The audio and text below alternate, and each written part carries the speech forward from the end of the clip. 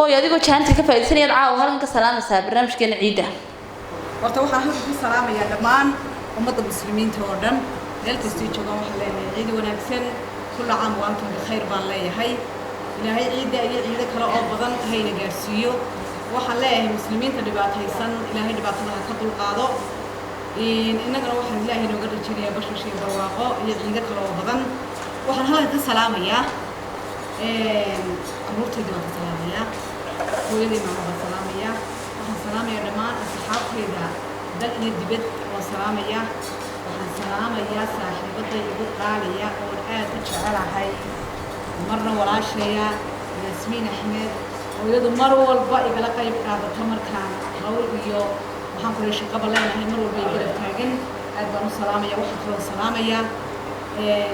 habboon deeqa ayaan iyadana u hambalyeynaya oo leeyahay habboon deeqa aad baan u wanaagsan tahay mar walba waxaan ku raadayay dreeskan ku qabanayno barnaamijyada iyada mar walba faraanti la garab taagan iyadana waxaan leeyahay ciid wanaagsan ilaahay ku barakeeyo businesska halka waxaan kaloo ka salaamayaa maaydiya xaqiiqdii oo isaguna mar walba waxaan ku raadayay garab taagan waxaan ku baahdo mar walba garab taagan sidoo salaamaya iyada yartiisa wax ugu geysa waxaan kaloo aad u salaamayaa aadamis mutahar sidana waan aad u salaamayaa waxaan leeyahay aadamis ku soo dhawaada xafladaha ahay anaguna ciid mubaarak baan hooyo macaan ku leenahay waxaan qaadayaa hees uu leeyahay abwaan la yiraahdo Cabdi Maalik Axmed ayaan qaadayaa muujigana waxa tumaya Mustafa Karama inanka habeerto wahay aad baan u salaamayaa habriga baan leeyahay maantan tahay heeskana waa ka saare laxanka waxa iska leh falaash duubistana waxa leh inankayga halaasi isku dabaridka hagaajinta codka duubista intaba isaga leh aad baad mahadsantahay daawadayaal haatan idin kala baxo idinka iyo Sahra Ilays habeeraadii codkaaga macaan waxaan ku leeyahay welcome waa diyaar